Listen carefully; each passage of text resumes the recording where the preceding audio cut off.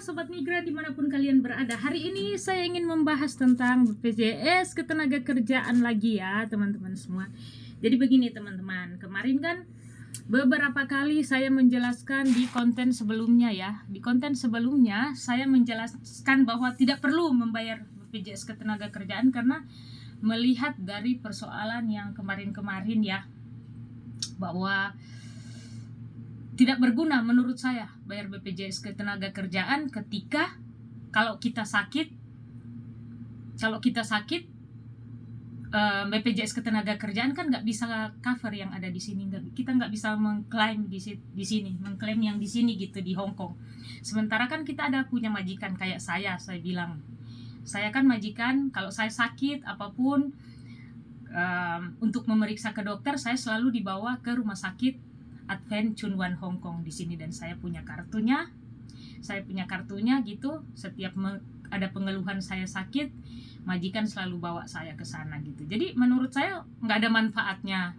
Yang kedua, dulu masih ada akar pahit mungkin ya, waktu saya pulang ke Indonesia, saya sakit, saya ke rumah sakit, nggak ditangani, katanya itu BPJS Ketenagakerjaan di luar negeri bukan di sini. Jadi buat saya waktu mereka bikin lagi kemarin konten-konten BPJS Ketenagakerjaan, buat saya ini nggak ada manfaatnya gitu. Dan waktu kalau pulang pekerja migran yang di PHK secara sepihak atau interminit ya teman-teman semua, menurut saya mustahil, pokoknya itu. Tapi teman-teman semua, karena memang saya bilang dari kemarin bahwa saya ini akan menjadi pemantau lah gitu untuk kinerja pemerintah, benar nggak sih mereka nih ngomong. Jadi kita sebagai penggiat kemanusiaan yang selalu membantu teman-teman pekerja migran Indonesia nggak bisa speak up ya, kita yang akan speak up gitu ya. Selama nih mulut masih diberikan kesempatan berbicara, dan pakai nih mulut di hal-hal berguna daripada kita menceritakan keburukan orang ya, atau menggibah. Nggak apa-apa kalau kita menggibah pemerintah ya, yang nggak beres nggak apa-apa, nggak berdosa, karena emang itu kan amanah buat mereka. Mereka kan tuh wakil-wakil kita untuk melaksanakan setiap tugas dan tanggung jawab, dan kalau memang benar-benar mereka nggak mengerjakan kan mereka berdosa gitu ya. Aduh, jadi teman-teman semua, kemarin saya membantu untuk teman pekerja migran yang dari sini di interminit, baru 3 minggu yang lalu mereka pulang. Mereka karena ada 2 orang, ada 3 orang juga ini yang mengurus yang di interminit teman-teman semua. Dan yang 1 orang memang kemarin tuh sempat bermasalah karena dari agensi di sini atau majikan tidak memberikan letter interminit dan sebagai prosedur mengurus. Jadi teman-teman semua ingat untuk kalian semua yang mungkin sekiranya kalian itu di interminit, jangan lupa letter interminit diminta, karena itu dijadikan prosedur untuk mengurus BPJS Ketenagakerjaan. Jadi untuk mengurus BPJS Ketenagakerjaan bagi teman-teman yang kena interminit, nomor 1 letter interminit ya, letter interminit ingat. Kedua tiket pesawat, dan ketiga jangan lupa harga tiket pesawat itu dimintain ya. Nanti bilang ke agensi bahwa ini kami kalau di interminit sekarang kami akan urus BPJS Ketenagakerjaan, begitu, BPJS Ketenagakerjaan. Jadi itu jangan lupa itu. Dan ya udah, paspor pastikan. Nomor 1 yang tadi letter interminit, kedua tiket jangan dibuang waktu kalian mau boarding ke apa kah gitu ya, jangan itu dibuang, jangan. Kalau boleh difoto nggak apa-apa, biar kalau kececer kan ada gitu, jangan dibuang gitu. Itu. Terus kedua harga penting ya, 3 ini pokoknya, 3 ini yang penting. Kalau paspor ya sama ID itu biasa itu kan teman-teman semua. Jadi kemarin saya mendapatkan kabar yang baik gitu. Sebenarnya hari ini saya mau panggil dia untuk saya telepon dan menanyakan biar teman-teman dengar sendiri, tapi hari ini dia ternyata kerja PMI-nya kerja, kasihan. Jadi waktu pulang udah di interminit, dia langsung cari kerja ya, otomatis kan untuk kebutuhan. Bahkan beberapa kali saya bilang Ayolah, jangan pernah patah semangat. Mungkin kalian pertama kali datang di Hong Kong gak dapat majikan yang baik, tapi jangan pernah trauma. Memang kayak ada yang lain, bahkan anak saya sering gini, mama ini, mam, jangan semuanya mam itu merekomendasi orang untuk jadi pekerja migran loh. Nggak semua orang bisa jadi pekerja migran gitu. Jadi saya tuh selalu berargumentasi dengan anak saya, teman-teman semua. Ya, anak saya cuma satu, laki-laki.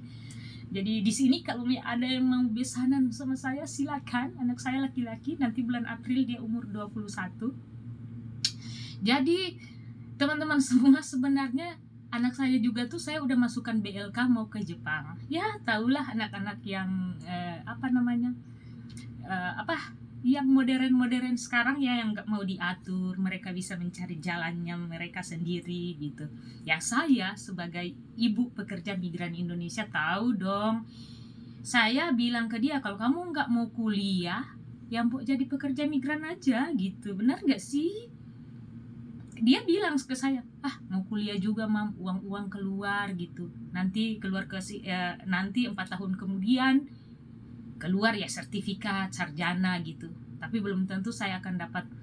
Kan orang berpikiran kan nanti duduk di manajemen mana gitu kan, karena dengan sarjana bla bla. Dia ngomong ke saya bilang jadi pekerja migran aja kalau gitu.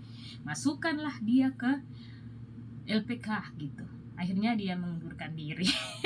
Nggak tahan mungkin ya, udah itu selentingan ya. Jadi teman-teman semua seperti itu. Teman kita pekerja migran yang di interminate udah dapat ya. Saya lihat berapa dia dapat di BPJS Ketenagakerjaan gitu ya. Mana nih anak, 4.800.000 guys ya. Jadi ini 4.800.000, nggak bisa lihat ya. Itu 4.800.000. Saya tanya dia, jadi benar cair total? Dia ngomong, Kak, udah cair BPJS Ketenagakerjaannya gitu, 4.800.000 gitu. Karena kemarin tuh nggak sempat dikasih loh letter interminate-nya. Saya bilang, saya laporkan ke Ibu Yani. Saya tuh selalu ngomong Ibu Yani karena memang setiap laporan saya selalu ke dia. Sebenarnya di bagian pelindungan, cuman karena buat saya terlalu lama kalau lapor di situ, saya lapor ke beliau dan alhamdulillah dia sering terbuka open gitu buat teman-teman yang mau. Yang penting, Bu, saya mau curhat, ini saya ada permasalahan gitu ya. Jadi cepat banget saya bilang, Bu, telepon dong tuh KJRI Hong Kong di adnakernya gitu, bilangin ke agensinya mau minta letter interminate aja susah. Anak udah di interminate masa nggak dikasih letter gitu. Untuk mengurus BPJS Ketenagakerjaan kan itu bagian dari prosedurnya gitu. Dan Ibu Yani langsung telepon dan alhamdulillah langsung ada difotoin letter interminate-nya beserta harga tiketnya, udah cair gitu teman-teman semua. Jadi senang loh saya tuh kalau bisa membantu, terus ada titik terangnya tuh, senyum-senyum loh saya gitu, langsung bercahaya gitu. Tapi jangan kalau berbelit-belit, sumpah demi apa gitu langsung naik tuh darah putih di kepala. Jadi begitu teman-teman semua ya. Yang kemarin saya bilang nggak berguna gitu untuk BPJS Ketenagakerjaan, hari ini saya bisa melihat berguna. Ternyata ini untuk yang interminate. Oke, kita checklist. Ting ting. BPJS Ketenagakerjaan, thank you so much. Terima kasih kalian sudah melaksanakan janji gitu ya, sebagai janji kalian gitu. Udah untuk yang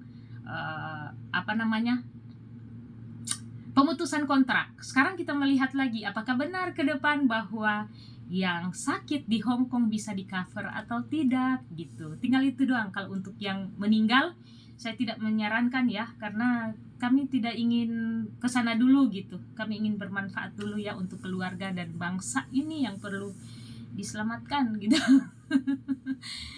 Ya intinya semoga kita sehat-sehat dulu.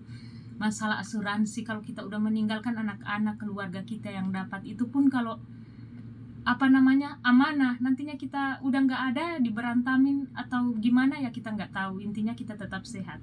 Tapi di sini yang kedua saya ingin melihat gimana kalau sakit, apakah diberikan klaim gitu untuk yang di Hong Kong gitu ya. Jadi teman-teman semua, mungkin seperti itu ya berita baik dari BPJS Ketenagakerjaan, bahwa jangan lupa sebagai prosedur untuk mengurus BPJS Ketenagakerjaan, yaitu satu, letter interminate, dan yang kedua jangan lupa tiket pesawat jangan dibuang, yang ketiga harganya tiket jangan lupa juga. Harga tiket diminta langsung ke agensi, tolong dong harga tiket berapa, dan itu disimpan saat kalian pulang urus BPJS Ketenagakerjaan. Dan terbukti kemarin cair 4.800.000, lumayan untuk menunjang kebutuhan kalian yang di interminate, yang udah nggak ada kerjaan ya, lumayan gitu. Berterima kasihlah kepada BPJS Ketenagakerjaan. Jadi buat kita teman-teman semua yang mungkin ke depan gimana ya, ini saya mulai terbuka untuk BPJS Ketenagakerjaan ya, saya mulai open mind bahwa oke, sip gitu ya, kita tinggal melihat ke depan apakah ada klaim untuk teman-teman kita yang sakit, biar saya juga akan mempromosikan BPJS Ketenagakerjaan bahwa kita wajib membayar BPJS Ketenagakerjaan, biar ada subsidi silang lah, kita bisa membantu. Setidaknya gini, kita yang nggak di interminate, kita bayar BPJS Ketenagakerjaan, bisa membantu yang lain yang sakit, kita yang sehat yang sakit bisa membantu. Tidak secara langsung, kalau kita membayar BPJS Ketenagakerjaan kita yang sehat, otomatis kita membantu juga teman-teman yang bermasalah, dia sakit kah, dia di interminate. Oke teman-teman semua, sekiranya seperti itu news saya hari ini. News lagi, berita yang baik dari BPJS Ketenagakerjaan bahwa benar teman-teman yang di interminate mendapatkan 4.800.000. Oke, thank you so much. Tetap semangat, tetap menjadi orang yang bahagia. Jangan pernah memendam masalah, karena masalah tidak akan mendapatkan uang. Oke, bye bye, God bless.